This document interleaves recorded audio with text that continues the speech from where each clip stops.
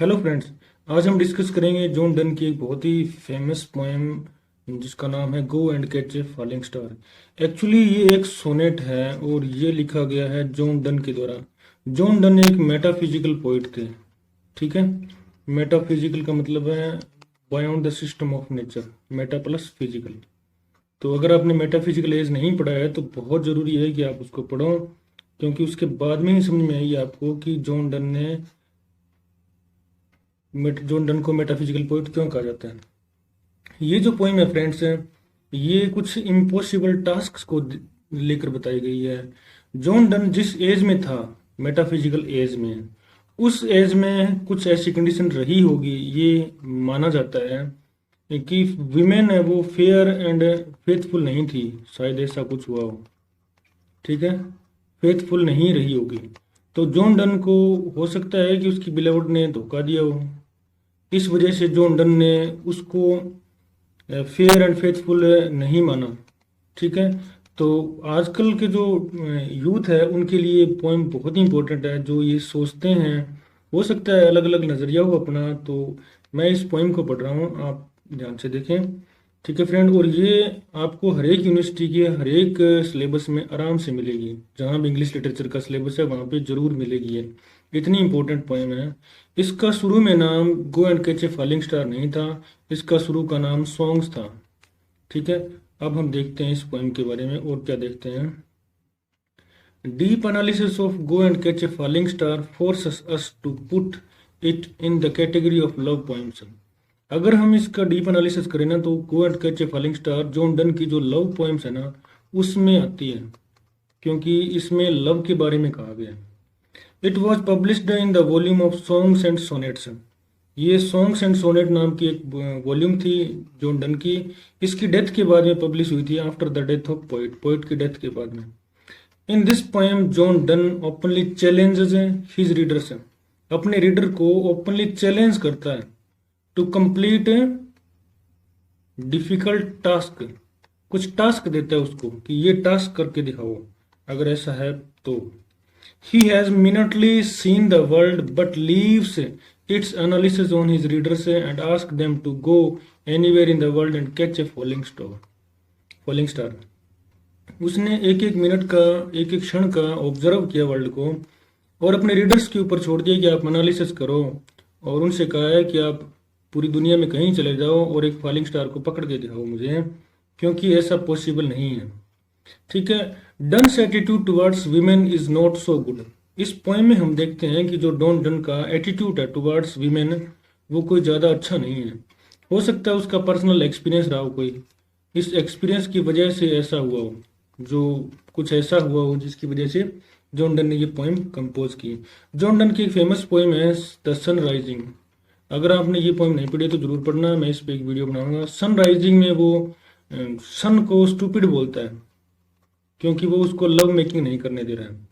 और द फ्लिया भी इसकी एक फेमस पोएम है, और भी काफ़ी फेमस पोएम है जो मेटाफिजिकल कंसीट्स यूज करती है।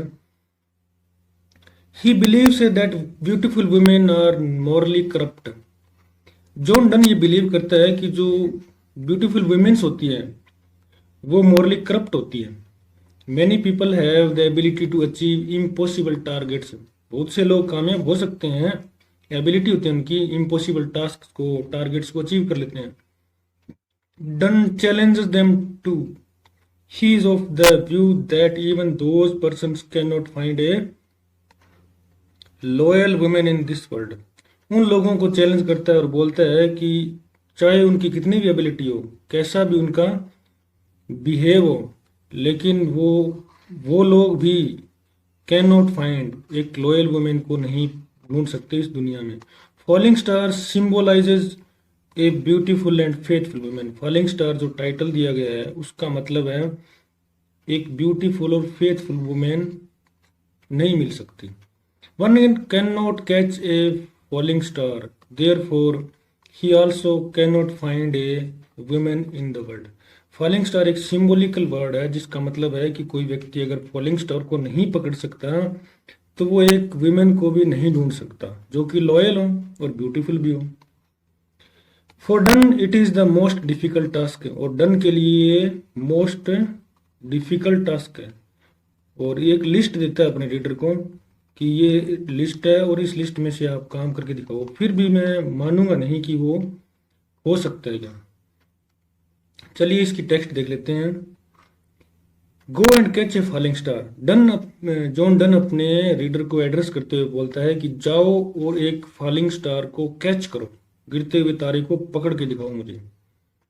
Gate with child a mandrake root. Mandrake root एक ऐसा पौधा होता है जिसकी जड़ें ऐसा लगता है जैसे कोई महिला अपने बालों को बिखेर के बैठी हो।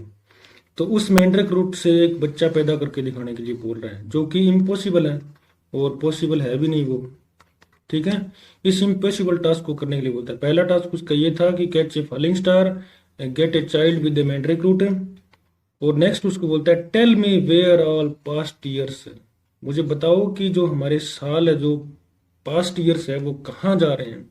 हम सभी कहते हैं कि बचपन बड़ा खुशनुमा होता है, बड़ी हैप्पीली इमेजेस क्रिएट होती है बचपन में, तो वो सारी कहाँ गई है। सब चाहते हैं कि इवन जगजीत सिंह ने गजल भी लिखी है कि भले छीन लो चाहे मेरी जवानी, मुझे लौटा दो बचपन के दिन। और हु क्लेफ्ट द डेविल्स फूट। और शैतान का पैर किसने चीरा है या काटा है। तो क्रिश्चियनिटी में ऐसा माना जाता है, अपने हिंदू माइथोलॉजी में तो ऐसा माना जाता है कि जो डेविल्स होते हैं, शैतान होते हैं, उनके पैर उल्टे होते हैं। ठीक है, और क्रिश्चियनिटी में ये माना जाता है कि उनके पैर बीच में से चीरे होते हैं। ठीक है, सीधे होते हैं। तो उसने पूछा है कि डेविल का पैर किसने चीरा, इसका वर्णन कहीं नहीं मिलता।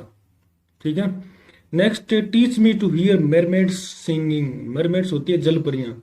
तो जलपरियां एक मिथ है, मिथ मतलब एक कल्पना है, पुरानी कथा है, पुरानी गाथाओं में आता है, लेकिन ये पॉसिबल नहीं है कि हमने उसको देखा हो। ठीक है, तो teach me to hear mermaid singing. अब अपने रीडर को बोलता है जॉन डन कि मुझे बताओ कि मरमेड्स का सिंगिंग, मरमेड्स का सॉन्ग कहाँ सुना जा सकता है। और टू कीप ऑफ इन्वेस्टिंगिंग। और कहता है कि जो ईर्ष्या है ना, उससे कैसे बचा जा सकता है। इन्वे मतलब ईर्ष्या, जेलसी से कैसे बचा जा सकता है। लेकिन इससे भी बचा नहीं जा सकता, क्योंकि ये मनुष्य का व्यवहार है, उसमें आ जाते हैं। And find what wind serves to advance an honest mind. और मुझे बताओ कि ऐसी क्या चीज है, किस प्रकार की हवा है जो हमें ये बता दे, क्या लॉजिक है जो हमें बता दे कि जो ऑनेस्ट माइंड है वो कैसे डिवेलप होता है। ठीक है, कैसे डिवेलप होता है। किसी व्यक्ति का अगर दिमाग ऑनेस्ट है, माइंड है, नेचर उसका ऑनेस्ट है, तो वो कैसे डिवेलप होता है। लेकिन ये पॉसिबल नहीं है।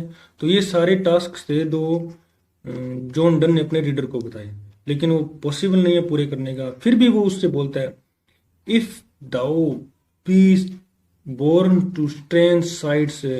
फिर भी वो उसको कहता है, मान लेता है वो, एज इफ वो मान लेता है, अगर तुम पैदा हुए हो टू सी स्ट्रेंज साइड्स, मतलब जो चीजें नहीं है, थिंग्स इनविजिबल टू सी, जिन चीजों को नहीं देख सकते तुम उनको देखने के लिए पैदा हुए हो, मतलब तुम में कुछ दैवीय शक्तियां हैं। राइड 10,000 डेज एंड नाइट्स, 10,000 रात और दिन तक तुम घोड़े पे सवार होके घूमते रहो। किसके लिए, to find a fair and faithful women. लेकिन तुम ढूंढ नहीं पाओगे उसको, फेयर एंड फेथफुल वुमेन को। Till age snow white hairs to on thee, जब तक कि तुम्हारे बाल सफेद ना हो जाए बर्फ की तरह, तब तक तुम घोड़े पे चढ़ के घूमते रहो और उस महिला को ढूंढो जो फेयर भी हो और फेथफुल भी हो। Thou when thoust returns will tell me, और जब तुम लौटो तो मुझे बताना कि तुमने क्या देखा, उस महिला को देखा नहीं देखा। ऑल स्ट्रेंज वंडर्स दैट बिफॉल दी, जो तुम्हें दिखाई दिए थे उन सारे वंडर्स को मुझे बताना। एंड स्वीयर, फिर भी मैं कसम खा सकता हूँ, nowhere lives a women true and fair. फिर भी जॉन डन कहता है कि मैं कसम खा सकता हूँ कि कहीं पर भी एक ऐसी महिला नहीं है जो ट्रू भी हो और फेयर भी हो, मतलब फेयर भी हो और फेथफुल भी हो। तो ऐसा पॉसिबल ही नहीं है, जॉन डन का ऐसा मानना है। इफ द वर्स्ट फाइंडेस्ट वन, फिर भी वो कहता है जॉन डन की अपने रीडर को कि अगर तुम्हें मिल भी गई है, लेट मी नो, मुझे बताना। सच पिलग्रिम्स वर स्वीट, वो तो तेरे लिए तीर्थ यात्रा के जैसा होगा उसके घर पे जाना। पिलग्रिम्स मतलब, पिलग्रिमेज मतलब तीर्थ यात्रा, तीर्थ यात्रा जैसा होगा, क्योंकि ऐसा पॉसिबल ही नहीं है, लेकिन अगर फिर भी तुम्हें मिल जाए तो वो तीर्थ यात्रा से कम नहीं है। Yet do not I would not go, फिर भी ये कहता है कि फिर भी मैं नहीं जाऊंगा उसको देखने के लिए, क्योंकि ये मानता नहीं है कि ये वुमेन फेयर और फेथफुल दोनों हो सकती हो। ऐसा पॉइंट मानता है कि हो ही नहीं सकता कि एक वुमेन फेयर एंड फेथफुल हो। ये कहता है कि तुम बता दोगे तुम्हें मिल गई है, लेकिन मैं फिर भी उससे मिलने नहीं जाऊंगा, हो सकता है तुम्हारे लिए वो एक पिलग्रिमेज हो। Though at next door we might meet, poet उस रीडर को कहता है कि यद्यपि मेरे बगल वाले घर में वो रहती होगी और तुम मुझसे मिले हो, दाउ सी वर ट्रू, हो सकता है कि जब तुम उससे मिले हो, व्हेन यू मेट हर, जब तुम उससे मिले हो तो वो महिला ट्रू हो, फेयर हो और फेथफुल दोनों ही हो, पर मैं उससे मिलने नहीं जाऊंगा। And last, till you write your letter, और पोइट उसको बोलता है कि तुम अपना जो लेटर लिखोगे ना उसको, येट सी विल बी, तुम अपना लेटर लिखोगे ना उसको देने के लिए, she will be false ere I come, जब वो फॉल्स हो जाएगी, वो फेथफुल नहीं रहेगी, अनफेथफुल हो जाएगी, क्योंकि जब मैं तुझसे मिलने आऊंगा ना, I ere I come before I come to two और थ्री, वो दो या तीन दोस्त फ्रेंड तो अपने बना चुकी होगी, ऐसा पोइट ने माना है। तो ये पोएम आज के यूथ के लिए बहुत ज़रूरी है, चाहे वो बॉय हो या गर्ल हो। तो ये थी आज की poem. Thanks for watching this video. आपके जो भी व्यूज़ हैं वो कमेंट सेक्शन में ज़रूर लिखें। ठीक है, वीडियो को लाइक करें, शेयर करें और चैनल को सब्सक्राइब करें। Thank you.